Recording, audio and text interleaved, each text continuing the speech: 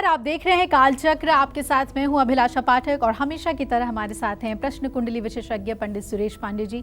पंडित जी, बहुत बहुत स्वागत है आपका। धन्यवाद।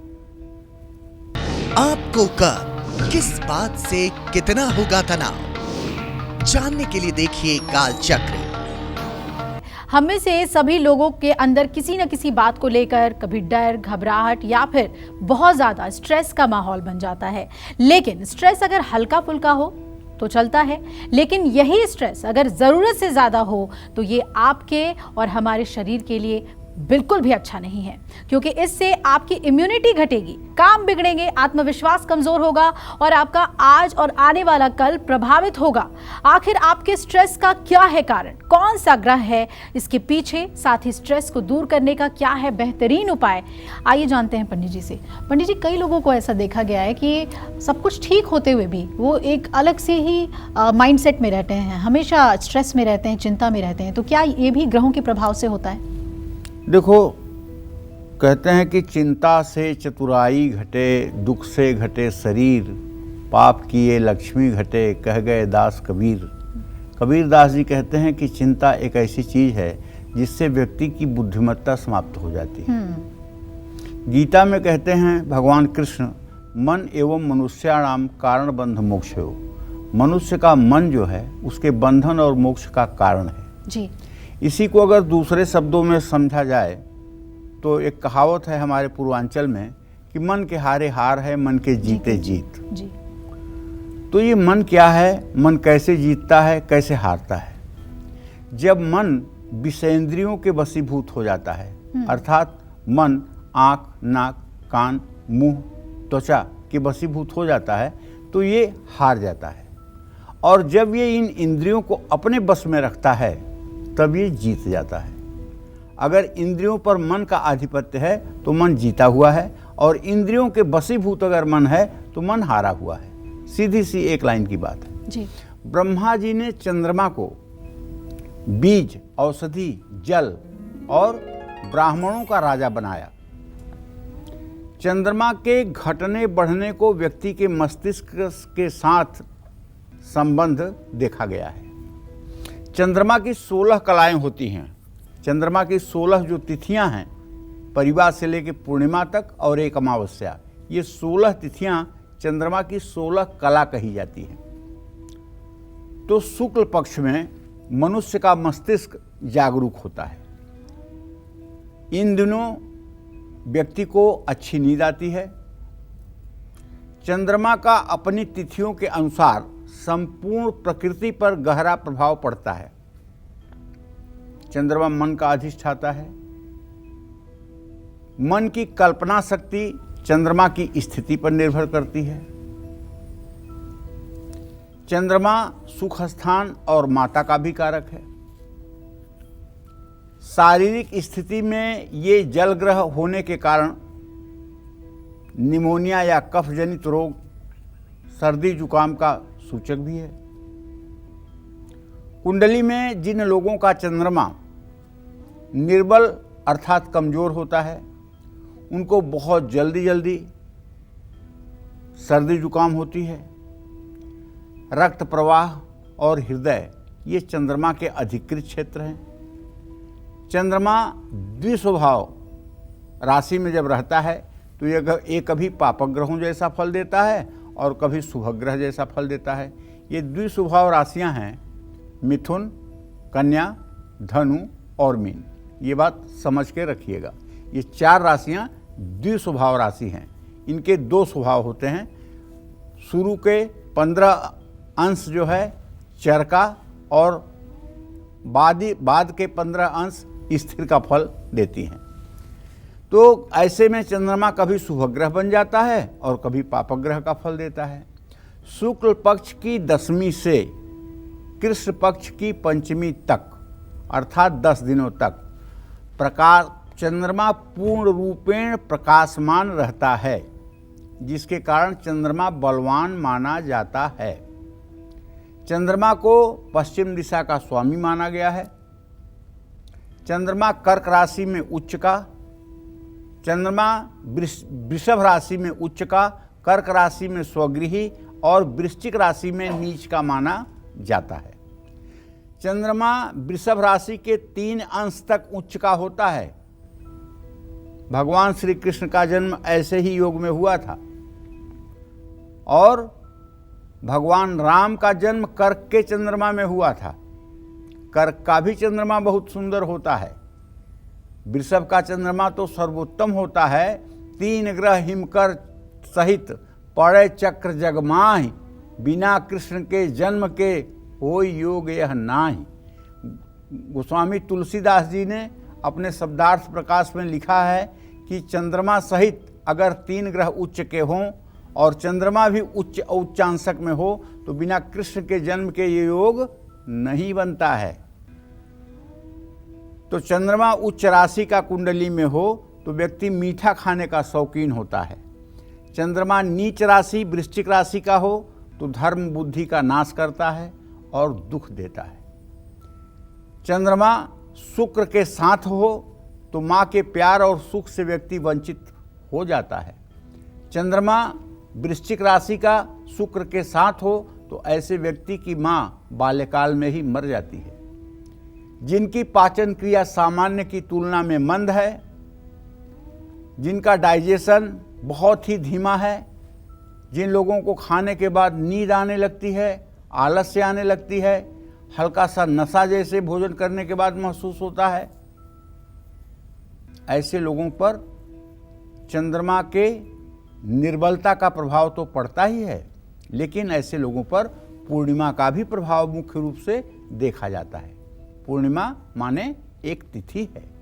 पूर्णिमा के कारण इन लोगों के शरीर में न्यूरॉन सेल्स और भी कम गति से काम करते हैं, जिसके कारण इनको पाचन संबंधी समस्याएं आती हैं। ऐसे में पूर्णिमा के दिन व्रत रखने से काफ़ी लाभ मिलता है। और जो लोग पूर्णिमा के दिन पूरे दिन व्रत करके सायंकाल के बाद भगवान सत्यनारायण की कथा करते हैं, कथा को सुनते हैं, पंचामृत का सेवन करते हैं, वो लोग इस धरती पर सुखी रहते हैं और उनका अगला जन्म भी अच्छा होता है। तो देखिए, मन के हारे हार है, मन के जीते जीत। कहते हैं मन जैसा ना मित्र, न मन जैसा शत्रु। गीता में कहते हैं ध्यायतो विषयः पुंसः संघस्तेषु उपजायते, संघात संजायते कामः, कामः क्रोधो विजायते, क्रोधात् भवत् सम्मोहं, सम्मोहात् स्मृति विभ्रमः, स्मृति भ्रंशात् बुद्धिनाशो, बुद्धिनाशात् प्रणश्यति। अर्थात अगर आदमी आत्महत्या भी करता है तो उसके पीछे उसका मन ही जिम्मेदार है। इसलिए मन का इंद्रियों पर नियंत्रण रहे और मन के ऊपर बुद्धि का नियंत्रण रहे और बुद्धि के ऊपर विवेक का नियंत्रण रहे, तभी श्रेष्ठ मानव जीवन हो सकता है। मुझे विश्वास है आप हमारे दर्शक हैं, आप बहुत गंभीरता से हमें देखते हैं। जितना गंभीरता से हम कार्यक्रम करते हैं उससे 10 गुना ज़्यादा गंभीरता से आप कार्यक्रम को सुनते हैं। कभी कभी आप लोग जब मिलते हैं और आप लोग जब एक छोटी छोटी बातों को भी बताते हैं तो मुझे आश्चर्य होता है कि ये कितना ध्यानमग्न होकर के कार्यक्रम को आप लोग देखते हैं कि छोटी छोटी बातें भी आपसे इधर उधर नहीं होने पाती हैं। तो कहने का मतलब, अगर आपको लगता है कि आपका मन इंद्रियों के वशीभूत रहता है, आपका मन भयभीत रहता है, डरा हुआ रहता है, भविष्य को लेकर के चिंतित रहता है, तो आपको अब सोच लेना है कि आपको बिल्कुल डरना नहीं है और इंद्रियों को मन के वशीभूत करने की कोशिश करना है और मन को बुद्धि के वशीभूत करने का अभ्यास करना है। जय मां विंध्यवासिनी। तो आजकल स्ट्रेस बहुत कॉमन है और स्ट्रेस के पीछे ग्रह कैसे अपना असर दिखाते हैं, यही आज हम पंडित जी से जान रहे हैं। चंद्रमा के बारे में हमने जाना, और भी ग्रह के बारे में जानेंगे, लेकिन इस वक्त हमारे साथ कालचक्र दर्शक जितेंद्र जुड़ रहे हैं। जितेंद्र जी सुरेंद्र जी जुड़ रहे हैं, माफ कीजिएगा। सुरेंद्र जी, बहुत बहुत स्वागत है आपका कालचक्र में। पूछिए क्या जानना चाहते हैं। पंडित जी प्रणाम। हाँ, सदा सुखी रहिए। पंडित जी, आपके लिए मेरे मन में बहुत श्रद्धा, इज्जत, मान सम्मान है और मैं आपका प्रोग्राम रेगुलर देखता हूँ। धन्यवाद। आज मुझे अपने पुत्र के बारे में पूछना है। उसका नाम है अंकित अग्रवाल जी और डेट ऑफ बर्थ है 17/9/1984। जी। समय है 19.10। जी सर, इसकी शादी 13 मार्च 2013 में हुई थी। हेलो। जी। हाँ हाँ, सुन रहा हूँ, बोलिए तब सूरज जी। से पंडित जी, ना तो आपस में ना घर वालों से पत्नी का व्यवहार सही रहा है, और आगे मेरा जीवन क्या होगा ये जानना चाहता हूँ। देखिए सुरेंद्र जी, आपके पुत्र भाव का स्वामी जो है वो है बुध, और उससे सप्तम भाव का स्वामी है बृहस्पति। बुध और बृहस्पति, अब बृहस्पति को हम देख रहे हैं ना, तो बृहस्पति शुक्र और मंगल की साथ युति कर रहा है राहु शनि के मध्य में। तो बहू का जो आपके स्थान है उसके आगे पीछे के स्थान में जो राहु और शनि की स्थिति है, वो इस बात का संकेत करती है कि ऐसा व्यक्ति स्वकेंद्रित होता है। स्वकेंद्रित मतलब उसको अपने शरीर और अपने सुख से केवल मतलब होता है, और ऐसा व्यक्ति बहुत भाग्यशाली नहीं माना जा सकता है। तो कहने का आशय ये है कि सुरेंद्र जी, आप अपने बारे में तो चिंता मत करिए, आपके लिए तो ईश्वर आपके साथ है। जैसे आपका यहाँ तक जीवन अच्छा चला है वैसे आगे भी चलेगा, लेकिन बहू और बेटे का भविष्य अच्छा हो, इसके लिए आपको रोज राम रक्षा स्तोत्र का पाठ करके प्रभु श्री राम से प्रार्थना करना चाहिए कि हे प्रभु, आप इन दोनों को सद्बुद्धि दीजिए। और मुझे विश्वास है कि ये प्रार्थना अगर 1 साल लगातार की जाएगी तो इसका असर पड़ेगा, इसमें कोई दो राय नहीं है। जय मां विंध्यवासिनी। चलिए, एक और दर्शक हमारे साथ उड़ीसा से जुड़ रहे हैं, हमारे साथ राम आत्रेय हैं जी। स्वागत है आपका, पूछ लीजिए अपना प्रश्न। पंडित जी राधे राधे। राधे राधे। पंडित जी, हमको 3 बच्चियों के बारे में पूछना है। पहला बच्ची का जन्म है 14/7/1999, दिन बुधवार, टाइम 4 बजे, बड़ा ऑपरेशन से हुआ है, औरंगाबाद बिहार। और एक बच्ची का नाम है अनु, 25/1/2003, टाइम 5 बजे है, दिन है रविवार। और तीसरा बच्ची का है 22/6/2005, टाइम 3 बजे, दिन बुधवार। इनका पढ़ाई के बारे में जानकारी लेना है और वैवाहिक जीवन कैसा होगा इसके बारे में जानकारी लेना है। चलिए, मैं सबसे पहले आपको आपके बड़े संतान के बारे में बताना चाहता हूं। इनको आप तकनीकी शिक्षा दीजिए, इनको आप BCA MCA करवाइए, इनको आप कंप्यूटर की शिक्षा दीजिए, इनको आप हार्डवेयर की शिक्षा दीजिए, तो निश्चित रूप से ये अपने जीवन को बहुत अच्छे से और अपनी जिम्मेदारियों को बहुत अच्छे से निभा पाएंगे। जहाँ तक आपके दूसरी संतान पुत्री का प्रश्न है, तो मंगल गुरु शुक्र के साथ है। इसकी सेहत बहुत अच्छी नहीं रहती है, पढ़ने में अच्छी है, इसमें कोई दो राय नहीं है, लेकिन सरकारी नौकरी अगर इसके लिए चाहिए तो आप इसे मेडिकल फील्ड से या फिर नर्सिंग के फील्ड से जुड़ा हुआ शिक्षा दिलवाइए, तब इसका आजीविका का भाव अच्छा होगा। विवाह की जहाँ तक बात है, तो ये लड़की स्वतः से वर पसंद करके अपना विवाह करेगी, ऐसा योग बनता है। तीसरी लड़की के बारे में जो आपका प्रश्न है, तो उसके बारे में आपको बताना चाहूँगा कि बुधादित्य योग है, पढ़ने लिखने में बहुत अच्छी है, वैवाहिक जीवन भी अच्छा रहेगा। टीचर या बैंकिंग के क्षेत्र में नौकरी करने का भी योग बना हुआ है। बहुत ही धीर गंभीर है, सच बोलती है और किसी चीज़ की डिमांडिंग नहीं है। तो ये लड़की आपकी निसंदेह बहुत ही भाग्यशाली है। जय मां विंध्यवासिनी। तो स्ट्रेस आखिर क्यों होता है, किन ग्रहों के प्रभाव से होता है, आज पंडित जी हमें ये बता रहे हैं। चंद्रमा का आपकी मानसिक स्थिति पर बहुत गहरा नाता है, ये पंडित जी ने हमें बताया। और आइए अब बात करते हैं कि चंद्रमा के साथ उन ग्रहों की भी बात जो मानसिक तौर पर आपको परेशान कर सकते हैं। तो पंडित जी, और भी ग्रह हैं क्या जो स्ट्रेस देते हैं? दधि शंखम तुषाराभम क्षीरोदार्णव संभवम नमामि शशिनम सोमम शंभो मुकुट धारणम। भाई, चंद्रमा जो है इस संसार का बीज है। जिस तरह से सूर्य के अनुपस्थिति में जीवन की कल्पना नहीं की जा सकती है, उसी तरह से चंद्रमा के बिना भी सृष्टि की कल्पना नहीं हो सकती है। अगर आपकी जन्म कुंडली में चंद्रमा और राहु की युति है, अर्थात एक ही राशि में चंद्रमा और राहु दोनों विद्यमान हैं, तो ऐसा व्यक्ति भौतिक सुख सुविधाओं के पीछे भागता है। लेकिन ये डिग्री का अंतर दोनों में 15 से ज़्यादा होना चाहिए। मतलब चंद्रमा अगर 5 डिग्री पर है तो राहु को 20 डिग्री के ऊपर होना चाहिए। और ऐसा व्यक्ति हर समय तनाव में रहता है। तनाव का कारण, ऐसा व्यक्ति कोई डिसीजन लेने में हर समय दुविधा में फंस जाता है। कुंडली में राहु और चंद्रमा एक साथ हो तो व्यक्ति का मन जो होता है एक अबोध बच्चे जैसा होता है, चंचल। ऐसा व्यक्ति किसी भी बात के लिए धैर्यवान नहीं रहता है, बल्कि अधीर हो उठता है और शांत नहीं बैठ पाता है। और ऐसे लोग अगर आलसी हो जाएं या उनका काम में मन ना लगे तो ऐसे लोग बहुत जल्दी डिप्रेशन, एंजाइटी के भी शिकार होते हैं। जिनकी कुंडली में राहु और चंद्रमा की युति हो, उनको हमेशा कुछ न कुछ करते रहना चाहिए।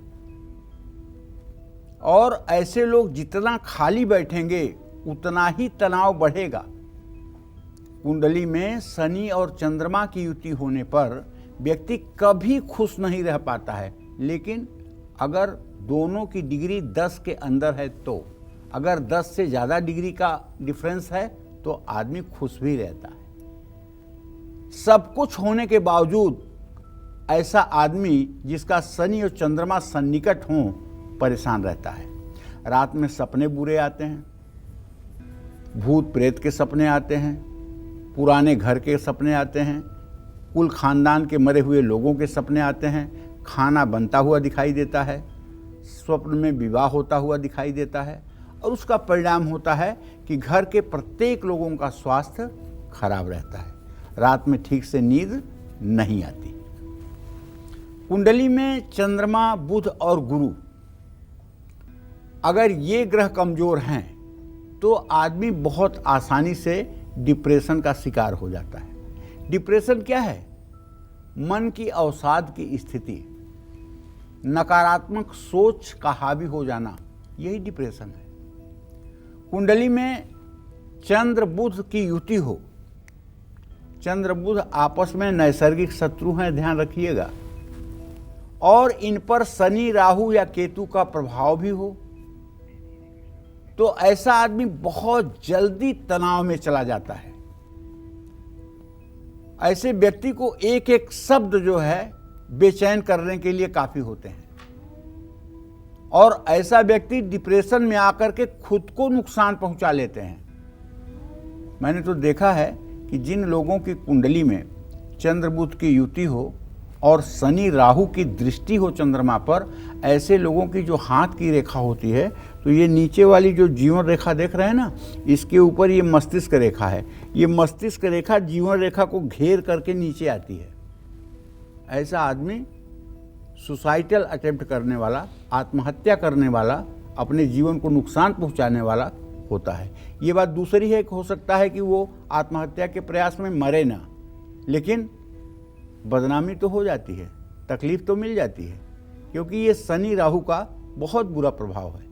और ऐसी कुंडली कभी भी किसी को भी अगर दिख रही है आपके परिवार में, तो आपको चाहिए कि ऐसे व्यक्ति को आप बताएं कि वो भगवान शिव की उपासना शुरू कर दे। ओम नमः शिवाय का बोल बोल करके 24 मिनट जप करना शुरू कर दे। अगर ये ओम नमः शिवाय का जप 3 वर्षों तक लगातार कर दिया जाए 24 मिनट तक, तो ये दोष जिंदगी भर के लिए समाप्त हो जाता है। कुंडली में चंद्रमा और शनि एक साथ हों तो व्यक्ति छोटे छोटे तनाव से भी डिप्रेशन में आ जाता है। चंद्रमा शनि यदि 8वें भाव में बैठा हो तो ऐसा आदमी अपने पिता की दूसरी पत्नी से पैदा होता है। उसकी पहली माँ या तो मर गई होती है या तो छूट गई होती है। उसके पिता का दूसरा विवाह होता है, उससे वो पैदा होता है। ये भी एक बहुत बड़ी बात है, आप किसी भी जन्म कुंडली में मिला लीजिएगा। अष्टम भाव में यदि चंद्रमा शनि के साथ हो तो ऐसा होता है। और ऐसे व्यक्ति की इच्छा शक्ति खत्म हो जाती है, जीने की इच्छा खत्म हो जाती है, और ऐसा व्यक्ति बहुत भावुक हो जाता है। उसको अपने टारगेट को, अपने लक्ष्य को पाने की इच्छा ही खत्म हो जाती है। ऐसे लोगों का भाग्योदय भी देर में होता है, और भाग्योदय देर में होता है तो ये तनाव का कारण बनता है। तो कहने का मतलब ये है कि अगर किसी ने चंद्रमा का बल अनुमान लगा लिया कि चंद्रमा मजबूत है, बलवान है, शुभ है या अशुभ है, चंद्रमा की स्थिति इस जातक के ऊपर क्या है, तो आप समझिए कि ऐसा व्यक्ति निसंदेह भविष्य कथन में सफल होगा। और यदि चंद्रमा का बल पुरुषार्थ जाने बिना किसी प्रकार की भविष्यवाणी की जाए तो वो अधूरी भविष्यवाणी होती है। वो न तो यश को देने वाली होती है और न संसार का कल्याण कर सकती है। जय मां विंध्यवासिनी। आज पंडित सुरेश पांडे जी हम सभी को स्ट्रेस का ज्योतिषीय कारण और उसे दूर करने के ज्योतिषीय उपाय भी बता रहे हैं। आइए अपनी चर्चा को हम आगे बढ़ाते हैं और अब बात करते हैं उस ग्रह की जो चंद्रमा के साथ मिलकर आपको एक अलग तरह का स्ट्रेस दे देता है। तो पंडित जी, कौन से वो ग्रह हैं जो अलग तरीके के स्ट्रेस देते हैं, बीमारी देते हैं? देखिए, ऐसा है कि चंद्रमा के साथ जिस तरह के ग्रह का संबंध होता है उस तरह के रोग और बीमारियां भी मनुष्य के शरीर में होती हैं। जैसे अगर कुंडली में चंद्रमा और केतु की युति हो, अर्थात मैं ये कहना चाहता हूँ चंद्रमा और केतु एक ही राशि में हो,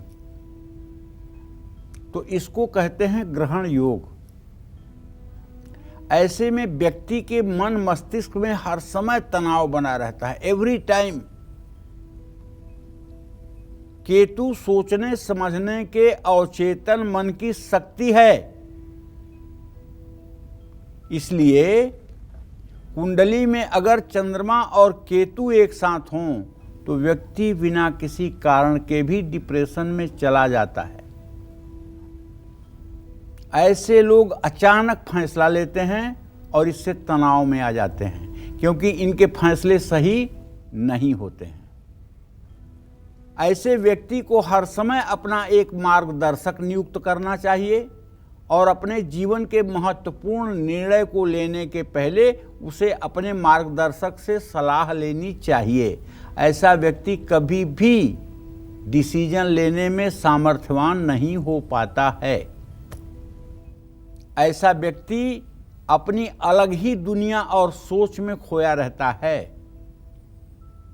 जब कुंडली में चंद्रमा पर मंगल ग्रह का प्रभाव हो तो व्यक्ति में सहन शक्ति की कमी होती है और ऐसा व्यक्ति विपरीत परिस्थिति आने पर बहुत जल्दी तनाव में आ जाता है।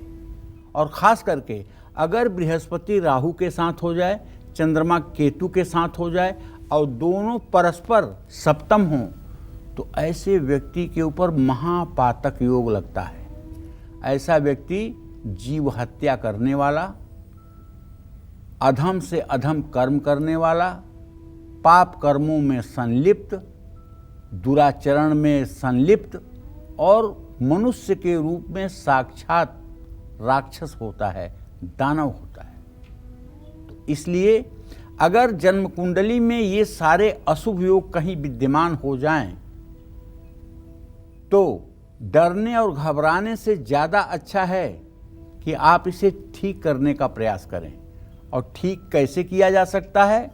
सिर्फ भगवान शिव की सामर्थ्य है, वो इसे ठीक कर सकते हैं। जैसे नित्य अगर आप शिवलिंग का स्पर्श करना शुरू कर दें, जल दूध बेलपत्र चढ़ाना शुरू कर दें, शिवलिंग का स्पर्श करना शुरू कर दें, शिवलिंग के पास घी का दिया जलाना शुरू कर दें और ओम नमः शिवाय का मंत्रोच्चार करना शुरू कर दें, तो थोड़े दिनों के अंदर ही ये ग्रहण दोष समाप्त हो जाएगा।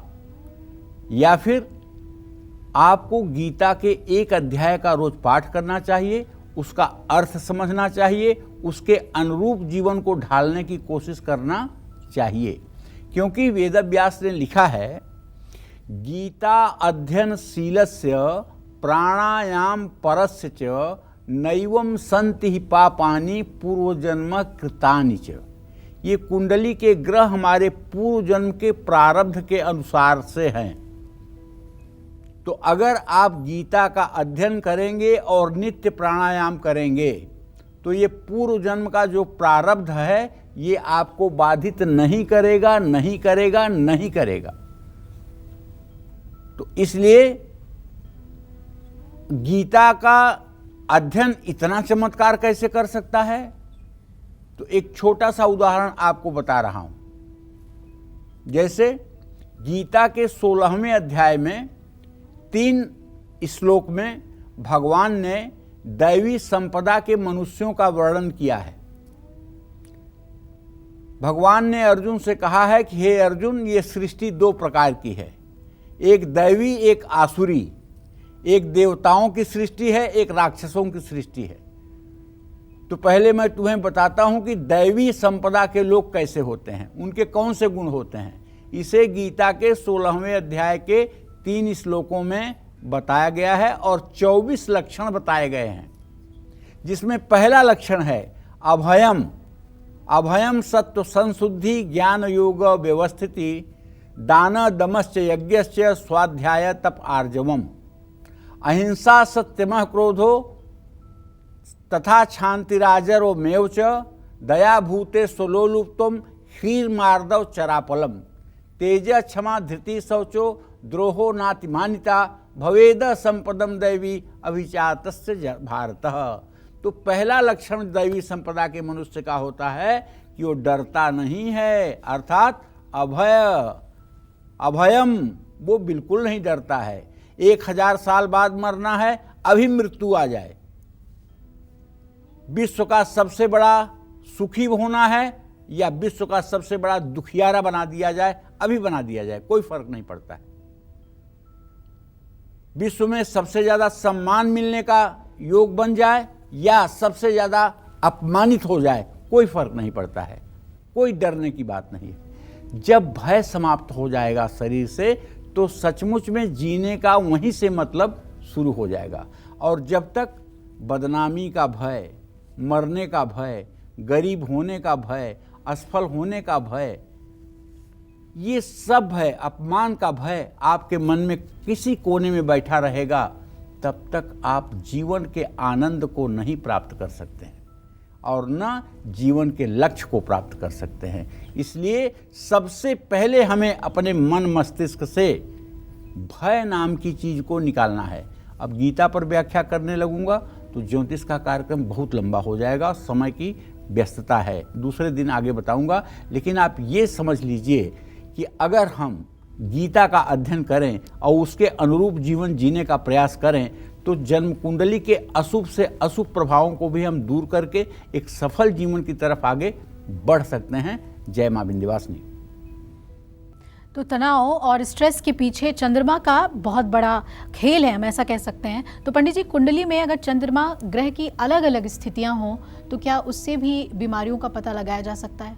बिल्कुल, चंद्रमा से बीमारियों का पता लगाया जा सकता है, इसमें कोई संशय नहीं है। कुंडली में चंद्रमा अगर कमजोर है तो स्वास्थ्य संबंधी परेशानी आएगी और इस कारण से व्यक्ति हमेशा तनाव में रहेगा। मानसिक तनाव, बार बार स्वास्थ्य का बिगड़ना, लगातार अस्पताल या डॉक्टर के चक्कर लगाना, चंद्रमा के कमजोर होने का लक्षण है। अगर आप ठीक हैं और आपको कोई टेंशन हुई और आपके पेट में बहुत तेज जलन हो गई, तो समझ लीजिएगा ये पेट का रोग नहीं है, ये मस्तिष्क का रोग है। और मस्तिष्क का रोग नहीं है, मन का रोग है। जो आप तनाव में आते ही आपके शरीर में तेजाब बहुत तेजी से आमाशय में गिर गया और आंत में आमाशय में तेजी से ज़्यादा मात्रा में जब तेजाब पहुंचता है तो जलन उससे महसूस होती है। ये क्यों होता है? कि इसलिए होता है कि जब आप भयभीत होते हैं, डरते हैं या तनाव में आते हैं, तो शरीर की एक प्रक्रिया है जो हो ही जाता है। ऐसे में पेट का इलाज नहीं, मन का इलाज करना चाहिए। और अगर आपको लगता है कि ये दशा आपके लिए बहुत हानिकारक है, तो मेरा एक कहना मानिए, जब भी आपको जलन महसूस हो, बाईं नाक बाएं हाथ की तर्जनी से बंद करिए, बाईं नाक, और दाहिनी नाक से सांस लेना शुरू करिए। घड़ी के टाइम से 5 से 7 मिनट तक दाहिनी नाक से सांस लेते रहिए, छोड़ते रहिए, लेते रहिए, छोड़ते रहिए। 5-7 मिनट के अंदर आपकी जलन भी बंद हो जाएगी और आपके मन का डर भी समाप्त हो जाएगा। क्योंकि चंद्र स्वर को जब आप बाधित करेंगे तो सूर्य स्वर चलेगा, सूर्य स्वर चलेगा तो अपने आप तनाव दूर होगा। चंद्रमा अगर कमजोर है, वृश्चिक राशि में है, पापक ग्रहों के साथ है, पापक ग्रहों के मध्य है, पापक ग्रहों की दृष्टि में है, तो ऐसे लोगों को दिल की बीमारी होती है। मिर्गी, जिसको अपस्मार भी कहते हैं, फिट्स भी कहते हैं, या फेफड़े से जुड़ा हुआ कोई रोग, या टेंशन, डिप्रेशन, या सर्दी जुकाम, या याददाश्त का कमज़ोर होना, या मन में डर होना, बेचैनी का रोग, ये सब चंद्रमा से होते हैं। कुंडली में 8वें भाव का चंद्रमा स्वास्थ्य संबंधी तनाव देता है। कुंडली में चंद्रमा अकेला हो और उसके साथ कोई अन्य ग्रह ना हो तो भी चंद्रमा स्वास्थ्य संबंधी परेशानियां देकर तनाव बढ़ाता है। चंद्रमा के आगे पीछे कोई ग्रह ना हो और चंद्रमा से चौथे, 7वें, 10वें कोई ग्रह ना हो तो केमद्रुम नाम का एक ज्योतिषमय योग होता है। इस योग में जन्म लेने वाला चक्रवर्ती सम्राट का बेटा भी भीख मांग के मरता है।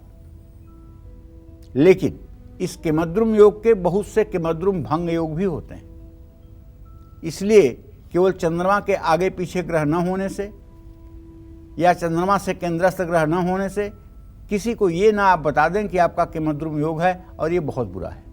आप देखें, केमद्रुम भंग योग तो नहीं बन रहा है। अगर केमद्रुम भंग योग बन रहा है तो ये अपना बुरा प्रभाव नहीं डालेगा। चंद्रमा के कारण आपको स्वास्थ्य संबंधी समस्याएं अगर आ रही हैं और इसके कारण तनाव भी हो रहा है तो हर रोज 15 मिनट तक आपको चंद्रमा का ध्यान करना चाहिए। इससे पित्त दोष भी कम होता है और शरीर में पित्त भी नियंत्रित होता है। अपने घर की छत पर चटाई डालकर रात में थोड़ी देर तक आराम करना चाहिए और चंद्रमा को देखना चाहिए। हर रोज 15 से 20 मिनट तक चंद्रमा का ध्यान करना चाहिए।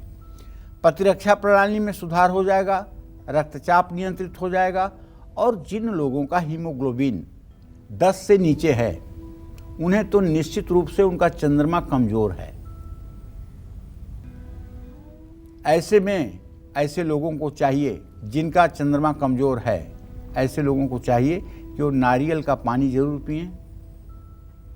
नारियल के पानी से भी चंद्रमा का प्रभाव मजबूत होता है और चंद्रमा के प्रभाव को मजबूत करने के लिए ऐसे लोगों को चाहिए कि चंद्रमा को पूर्णिमा की रात में अर्घ भी दें।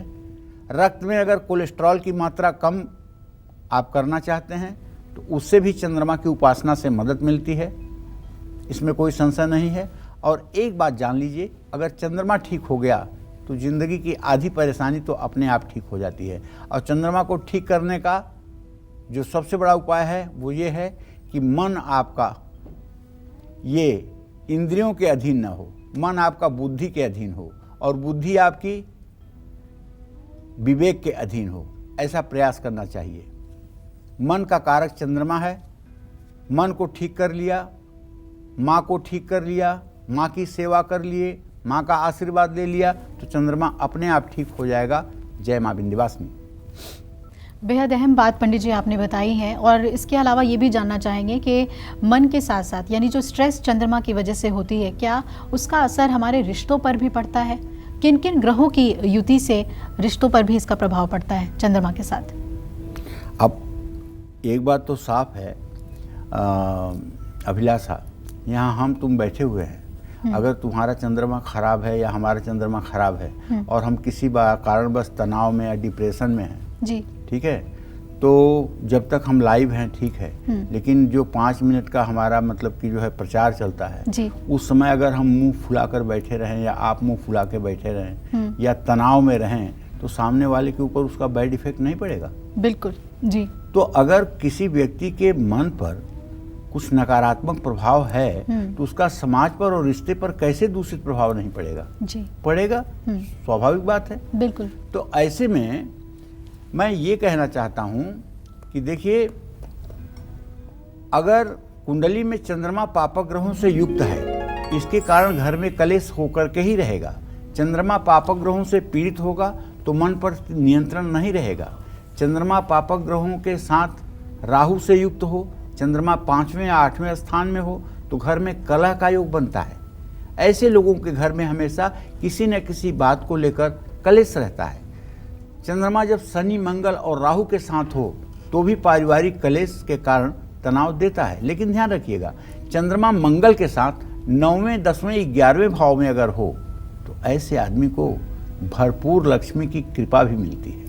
ऐसा नहीं है कि बुरा ही बुरा होता है, लेकिन हाँ, चंद्रमा का शनि के साथ होना, राहु के साथ होना, केतु के साथ होना किसी भी स्थिति में अच्छा नहीं माना जाता है। चंद्रमा कुंडली में कमजोर हो या अशुभ स्थिति में हो तो व्यक्ति को अपनी माँ से रिश्ते ठीक नहीं रहते हैं। चंद्रमा अगर कुंडली में अकेला बैठा है, उस पर किसी ग्रह की दृष्टि नहीं है, तो ऐसा व्यक्ति शांत स्वभाव का होगा। लेकिन कुंडली में चंद्रमा मंगल के साथ बैठा हो या दृष्टि संबंध बना रहा हो तो ऐसा व्यक्ति झगड़ालू और क्रोधी भी हो सकता है। कुंडली में सूर्य चंद्रमा की युति हो तो वैवाहिक जीवन में कलेश रहता है, इसको अधम योग कहते हैं। ऐसा आदमी अगर 1 रुपये की मेहनत करता है तो 75 पैसे से ज़्यादा नहीं पाता है, इसको अधम योग कहते हैं। चंद्रमा सूर्य अगर एक राशि में हो तो ये अधम योग होता है। ये तब होता है जिसका जन्म अमावस्या के दिन होता है। अमावस्या के दिन जिसका जन्म होता है, चाहे दिवाली की ही अमावस्या को जन्म हो, ये भी अच्छा नहीं माना जाता है। ऐसा व्यक्ति जितना पसीना बहाता है उसका 75% ही अपना फल प्राप्त कर पाता है। ऐसे व्यक्ति को कभी 100% फल नहीं मिलता है। तो चलिए, कुंडली में पहले भाव में सूर्य और चंद्रमा हो तो व्यक्ति को माता पिता से दुख मिलता है। ये भी बात जानने के योग्य है। जय मां विंध्यवासिनी। और कुंडली में चंद्रमा की किन ग्रहों से युति होने पर आपके कामकाज पर भी बुरा असर डालता है, ये हम पंडित जी से जानते हैं। पंडित जी, रिश्तों के बारे में आपने बताया, कामकाज पे कैसे प्रभाव पड़ता है? देखिए, चंद्रमा को बीज माना गया है और समुद्र से चंद्रमा निकले हैं और समुद्र से लक्ष्मी जी। अगर इस रिश्तेदारी को देखा जाए तो एक तरह से ये भाई बहन की रिश्तेदारी बनती है। चंद्रमा के बिना अच्छी स्थिति के कभी व्यक्ति धनवान नहीं होता और चंद्रमा की निर्बल स्थिति होने पर कभी व्यक्ति सफलता प्राप्त नहीं कर पाता। चंद्रमा कुंडली में अगर अग्नि तत्व की राशि में है, जैसे मेष राशि में है, सिंह राशि में है, वृश्चिक राशि में है, अग्नि तत्व की राशि में है, तो कारोबार और नौकरी में तनाव की स्थिति रहती है। देखो, ये हाथ में जो ये स्थान है हमारा, हथेली के यहाँ नीचे बाएं तरफ देख रहे हैं ना, ये चंद्र पर्वत है। हाथ में चंद्र पर्वत पर अगर टूटी हुई रेखाएं हैं, कटी हुई रेखाएं हैं, तो भी कामकाज के कारण जीवन में तनाव बढ़ेगा। कुंडली में चंद्रमा अगर शत्रु के घर में बैठा हो तो कामकाज में नुकसान होगा। और यहां अगर एक अर्धचंद्र की रेखा बन करके ऊपर गई हो तो ये विदेश यात्रा की रेखा बन जाती है, समुद्र पार जाने का योग बन जाता है। और अगर ये थोड़ा सा उठा हुआ भाग है तो मन का मजबूत आदमी होगा, लेकिन अगर ये दबा हुआ पिलपिला और पिचपिचा है तो आदमी मन का बहुत निर्बल होगा। हाथ जब मिलाते हैं तो एक हाथ से दूसरे हाथ को पकड़ते हैं तो उससे सामने वाले के व्यक्तित्व का पता चल जाता है। हाथ के हथेली की संरचना जो है ये मनुष्य के जीवन के बारे में बहुत कुछ कहती है। तो जन्म कुंडली में चंद्रमा अगर 5वें भाव में हो तो नौकरी पेशा लोगों के लिए शुभ होता है, लेकिन चंद्रमा की ये स्थिति कारोबारियों को तनाव देती है। कुंडली में चंद्रमा सूर्य, चंद्रमा राहु या चंद्रमा केतु का ग्रहण योग हो तो सरकारी नौकरी ना मिलने से भी तनाव होता है। कुंडली में चंद्रमा अगर अशुभ है तो व्यक्ति को नौकरी और बहुत संघर्ष के बाद मिलती है और इसके कारण भी तनाव बढ़ता है। जय मां विंध्यवासिनी। आज हम बहुत ही दिलचस्प चर्चा कर रहे हैं और बहुत महत्वपूर्ण है ये, क्योंकि हम सभी को स्ट्रेस होता है और ये चिंता क्यों होती है, तो इसका नाता जो है वो हमारी कुंडली से जुड़ा हुआ है। चंद्रमा अगर अच्छा है तो आप कम स्ट्रेस में रहेंगे, चंद्रमा अगर खराब है, किसी पाप ग्रह का उस पर असर है तो दिक्कत आएगी, स्ट्रेस होगा। तो चंद्रमा के कारण आपके जीवन में तनाव की स्थिति है, तो अब इसके लिए उपाय क्या करें? पंडित जी ये बताइए। तमाम स्थिति तो आपने बता दी कि कितना तनाव होता है, क्या वजह है, लेकिन वो उपाय जो हमें इससे उबार ले, स्ट्रेस से हम बाहर आ जाएं। देखो, अगर मनुष्य का शरीर मिला है तो दुख सुख दोनों एक सिक्के के दो पहलू हैं और ये जीवन में होना है जी। ऐसा कभी नहीं हो सकता है कि केवल दुख आए और सुख न आए और सुख आए और दुख न आए। जैसे सृष्टि को चलने के लिए दिन और रात की आवश्यकता है, अंधेरे और उजाले की आवश्यकता है, उसी तरह से जीवन को संतुलित बनाए रखने के लिए दुख सुख का सामंजस्य जरूरी है। लेकिन हम उस दुख से विचलित न हो जाएं, हम उस दुख से चलायमान न हो जाएं, इसका हमें प्रयास करना चाहिए। और इसका सबसे बड़ा प्रयास ये है कि हमें अपने मन मस्तिष्क को संतुलित रखने का प्रयास करना चाहिए। चंद्रमा के कारण जीवन में तनाव आता है, ये तो बड़ी सच बात है, क्योंकि चंद्रमा मन का प्रतिनिधित्व करता है और मन की जैसे स्थिति होती है आरोह और अवरोह की, वैसे मनुष्य का जीवन हो जाता है। लेकिन इसका समाधान जान लीजिए।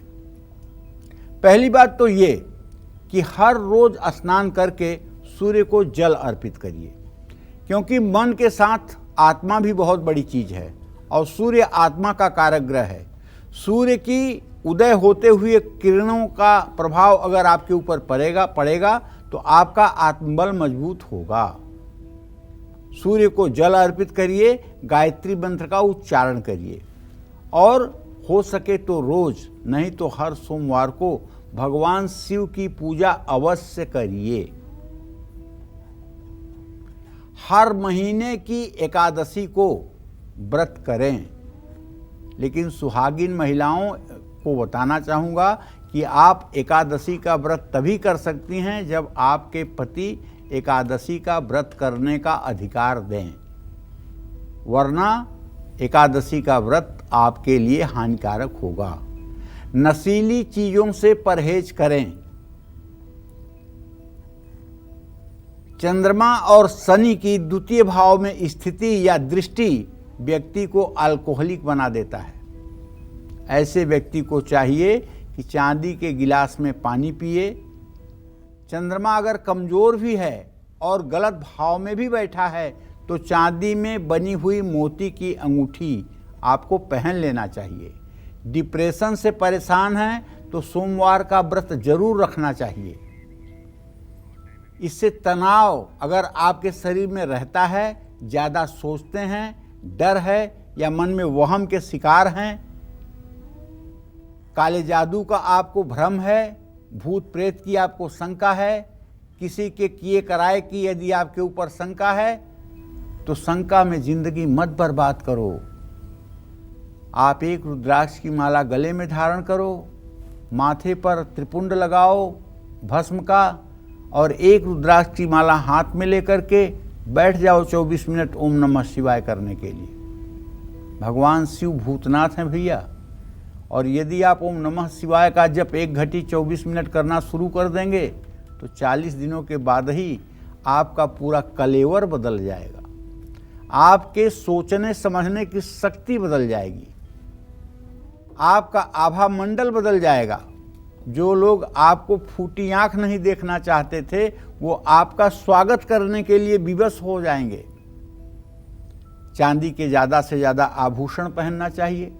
महिलाओं को, शादीशुदा महिलाओं को पैर में बिछुआ, पैर में पायल, ये 2 आभूषण तो जरूर पहनने चाहिए। चांदी के ये 2 आभूषण महिलाओं के पहनने से उनके शरीर के आधे रोग ठीक रहते हैं। किसी भी प्रकार का मानसिक रोग हो तो मन ही मन आपको ओम नमः शिवाय, ओम नमः शिवाय, ओम नमः शिवाय करना चाहिए।